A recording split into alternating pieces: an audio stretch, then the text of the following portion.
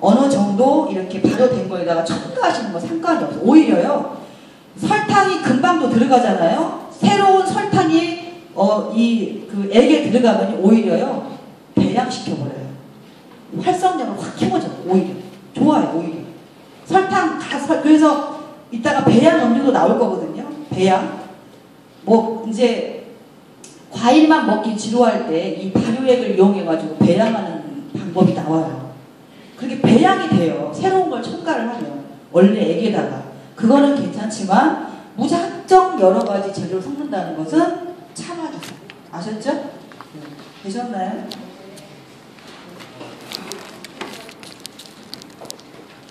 자, 효소 생성에 필요한 요소예요. 효소, 발효액이 잘 되는 그런 필요한 요소가 첫째는 온도예요. 온도. 온도가 굉장히 중요해요. 온도가. 효소가 아미노산으로 구성된 단백질 물질이라고 했잖아요. 그죠? 네, 단백질 구조가 뭐예요? 아미노산의 배열, 네, 배열, 막 고리로 이렇게 연결되어 있고 병풍처럼 연결되어 그래요. 그런 입체 구조가 열에 의해서 파괴가 돼요. 굉장히 열에 민감하다는 거예요. 이 효소는. 그래서 반응 속도의 상승 범위가 상상 이상으로 높아요. 이 효소가. 온도가 우리가 뭐 보통 겨울에 추우면은 뭐 마이너스까지 떨어지고 막 더우면은 뭐 30 몇 도까지 올라가고 또 우리가 그 조리를 할 때 가공을 할 때 뭐 팔팔 끓는 물이 몇 도예요? 100도까지잖아요. 그렇게 많은 이 온도, 폭이 넓은 온도에서 활동하는 게 아니라 범위가 좁다라는 거예요. 10에서 20 정도가 완만하대요. 가장 여유 있게, 느리게 그렇게 얘가 활동을 한다는 거예요. 그래서 보관 온도는 그럼 몇 도가 좋겠어요? 10에서 20도가 가장 좋다라는 거예요. 만들어서 보관 온도는. 자, 20도가 넘으면요. 이게 점점 빨라져. 얘가. 활성이. 점점 빨라지고요. 30도가 넘으면 급격하게 빨라져요. 급격하게. 그리고요. 50도가 넘으면 열에 의해서 활성력을 잃기 시작해서요. 65도에서는 꼴까닥 죽어요. 생명은, 에너지는 죽어요. 에너지, 힘. 그러니까 힘은 여러분들이 느끼실 거예요. 왜? 발효액을 담아놓고 보면 얘가 자꾸 올라오잖아요. 자꾸. 가스가 올라오는 걸 느끼시잖아요. 그 에너지력이 온도에 의해서 점점 떨어진다는 거예요. 온도가 높을수록. 그래서 또 하나 깨실 거 오늘. 절대 발효액은 뜨거운 물에다가 타드시는 거 아니에요. 팔팔 끓인 물에다가. 내가 속이 굉장히 안 좋다. 뭐 탈이 많이 났어요. 탈이 많이 났을 때는 찬 게 이렇게 좋지 않잖아요. 그럴 때는 그냥 따뜻할 정도, 한 40도 정도, 그 정도에 타드시고 팔팔 끓는 물에다가 꿀물 타드시듯이 타드시면 이 어떤 에너지, 그러니까 힘, 그러니까 그 생명력은 그냥 내 몸에 이미, 그러니까는 내가 100을 먹어도요, 100의 정도의 힘 있는 걸 먹어도요, 내 몸속에 있는 내 체온 말고 내장의 온도 때문에 많이 죽고 들어가시거든요. 그런데 아예 마시기도 전에 다 꼴까닥 하면 얘가 살아서 청소를 못 해주는 거야. 쉽게 얘기하면. 내 몸속에 들어가서. 100을 다 먹어도 다 안 살거든요. 뭐 내 몸에 들어가면. 여러분들 짐승 바로 도축했을 때 딱 배 딱 가르면 어때요? 김이 나지 않나요? 김이 나잖아요. 그만큼 내 내장은 뜨겁다고요. 이 내부는. 그래서 100% 살지 못해요. 그런데 먹기도 전에 꼴까닥 하면 이렇게 살아서 미생물이 움직여서 내 몸을 좀 청소를 해줘야 되는데 그건 안 된다는 거예요. 그러나 식품이 가지고 있는 성분, 영양은 불변해. 변하지 않아요. 걔는 변하지 않거든요. 그러니까 그 식품이 가지고 있는 성분 플러스 당만 드시는 거예요. 뜨거운 팔팔 끓는 물에 타드시면. 그건 오늘 3가지 깨셔야 됩니다. 자, 온도가 30도가 되면 효소의 활성이 빨라지기 시작해서요.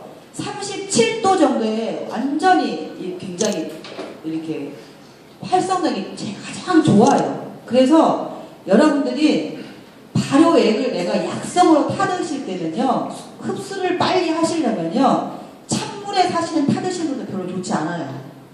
걔는 느리게 반응한다는 거죠. 아까 여유 완만하잖아요. 10에서 20도는. 그럼 여러분들 냉장고에서 찬물 딱 꺼내면 몇 도예요?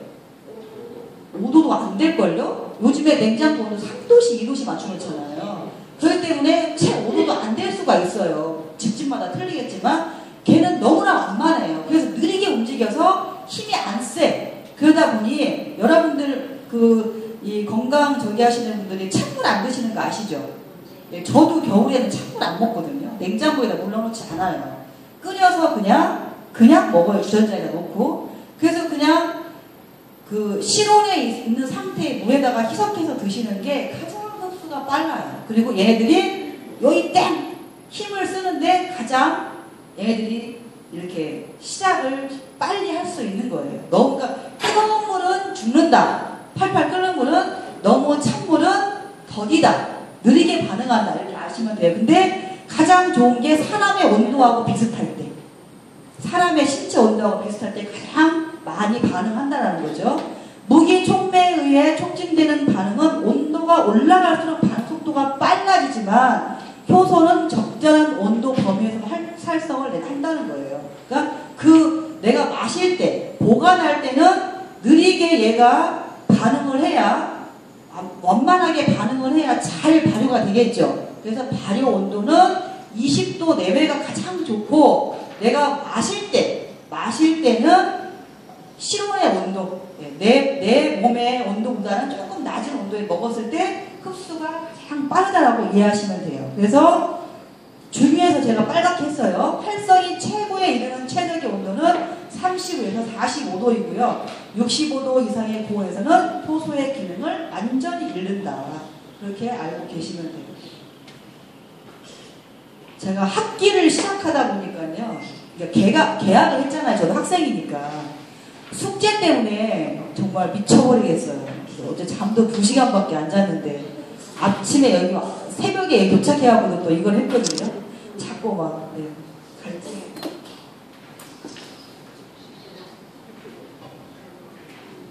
pH의 영향이에요. 이제 두 번째, 첫 번째 온도고 두 번째 pH 영향인데요. 강산이나 강알칼리의 작용을 받으면 활성이 저하돼요. 그래서 식품도요. 너무 산이 강한 식품은요 별로 안 좋아요. 잘 안 돼. 발효가 더디게 일어나요. 자, 활성력을 또 잃어버려요. 너무 강산성이나 강알칼리 때. 그 다음에 효소가 자유롭게 활동할 수 있는 pH 범위는요 대부분 중성 부분. 중성. 네. 약산성, 약알칼리. 이렇게 제일 좋다라는 거고요. 일반적으로 인간과 동물, 효모, 식물 등에 함유되어 있는 효소 pH는 7에서 8.5 정도. 그 사이가 좋다라는 거죠. 자, 효소는 높은 알칼리나 강한 산성에서는 활성력을 잃고 효소를 구성하고 있는 단백질의 구조가 파괴된다. 자, pH를 중성으로 되돌려도 촉매 작용은 회복되지 않아요. 처음부터 맞추셔야지 강산성에 있던 강알칼리에 있던 얘를 중성으로 해도 돌아오지 않는다는 거예요. 버스 지나갔다는 얘기예요. 효소를 효과적으로 사용하려면 체액의 pH를 중성으로 하여 효소를 활동하기 쉬운 상태로 만드는 것이 중요하다. 그 다음에 효소의 생명인데요. 저해제예요. 잘 안 되게 하는, 발효를 잘 안 되게 하는 저해제가 효소의 활성을 영구히 회복시킬 수 없는 독성을 가진 것도 있고요. 그래서 많이 이렇게 하지 말라는 거예요. 저해물질을 제거하면 원래의 효소로 돌아와 활성에 지장을 주지 않는 약한 것도 있고요. 자, 약이나 신경성 독가스, 살충제, 농약, 중금속과 같이 효소의 작용을 방해하거나 효소의 구조를 바꿔 효소를 파괴하는 저해제, 효소 재료에 부착, 함유되어 있는 약물료, 잔류, 농약 같은 걸 얘기하는 거예요. 우리가 식품 구입하실 때 그런 것들은 효소가 발효되는데 그렇게 이롭지 못하다는 거고요. 그 다음에 믹서기에 갈잖아요. 재료를 갈면 칼날의 마찰열에 의해서 효소와 조효소인 비타민이 파괴되니까 믹서기에다가 갈아서 하시는 건 별로 좋지 않다는 거예요. 자, 효소 음료는 인체의 세포내를 통과할 경우 세포 내에서 결합하여 효소 활동을 하지만 오랫동안 물에 희석시켜두면 활성력을 잃어요. 그래서 여러분들이 원액 있잖아요. 원액을 가지고 내가 귀찮으니까 한 번 타가지고 한 일주일 정도 먹어야지라고 막 2리터 병에다가 서너 병 타가지고 냉장고에다 넣어놓는다고 하더라도요. 걔는 힘을 잃어. 힘을 점점 잃어요. 그래서 가장 좋은 건 그때 바로 아니면 이틀을 넘기지 않아요. 이틀 바로 희석해서 바로 드셔야지. 희석해가지고 막 열흘 일주일 냉장고에다 넣어놓으면 효과가 없다라는 거예요. 활성력이 떨어진다는 거예요. 왜? 먹이가 없잖아요. 미생물 먹이가 없잖아요. 당분이 나아졌기 때문에. 그래서 희석해서는 오래 두지 않고요. 효소의 활성도가 높은 효소를 섭취하려면 낮은 온도의 물을 희석해야 하며 물에 희석된 효소는 오래 두지 않는 걸 좋다. 낮은 온도, 뜨거운 물 아니라는 거죠. 이 내용은요, 제 책 구매하셨잖아요. 거기 다 나와 있어요. 거기 책 사신 분들은 굳이 사진 안 찍어도 돼요. 너무 친절하게 나와 있어요. 그 책에. 네. 효소와 강선. 네. 효소는 광선에 약해요. 빛에 약해요. 빛에 약해서 자외선이 효소의 촉매를 저해하고 오랫동안 자외선을 계속해서 쪼이면 촉매 기능이 약해지다가 활성력을 잃어버리게 돼요. 그래서 발효액은 어디다가 발효하셔야 된다? 그늘에. 햇볕이 안 드는데. 그러나 우리가 다음 주에 한 식초는 걔는 빛을 너무너무 좋아해요. 그래서 걔는 빛을 가야 돼요. 이 발효액은 빛을 쏘이면 안 돼요. 음지에 하셔야 되고. 식품 요소를 태양광선에 직접 쏘이면서 놓아둬서는 안 된다는 거죠. 그래서 통풍이 그늘진 곳에 통풍이 잘 되는 곳. 창고 안 돼요. 공기 안 통하는. 창문을 창문을 잘 열어놓으셔야죠. 제가 작년에 쇠기름을 7kg를 깨끗이 밤에 씻어서 물기를 빼가지고 아까 문제가 항아리였던 거 같아요. 항아리에다가 설탕을 1.1을 그래서 일주일 동안 계속 저어줬거든요. 다 적고 난 다음에 창고에다 받아놨어요.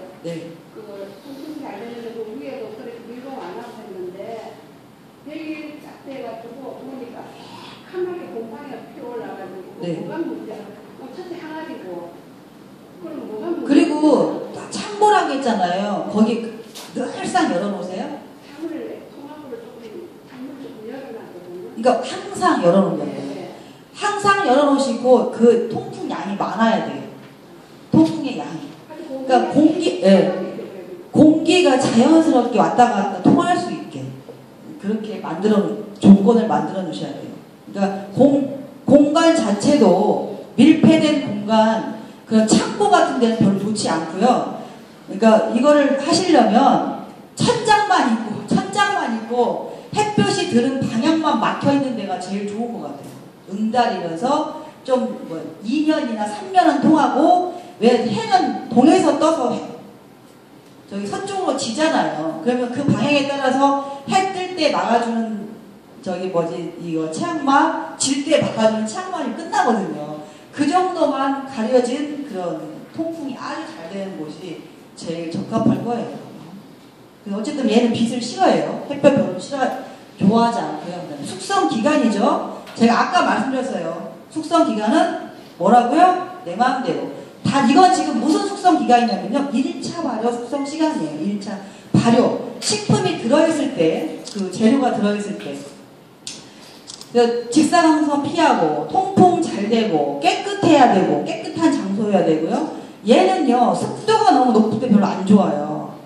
습도가 너무 높으면 100% 곰팡이가 피게 돼 있어요. 그리고 피는 곰팡이 종류 중에서요, 하얀 곰팡이나 갈색 곰팡이는 이로운 곰팡이에 속하고요. 검정 곰팡이, 푸른 곰팡이 순으로 안 좋은 곰팡이, 먹으면 안 되는 곰팡이.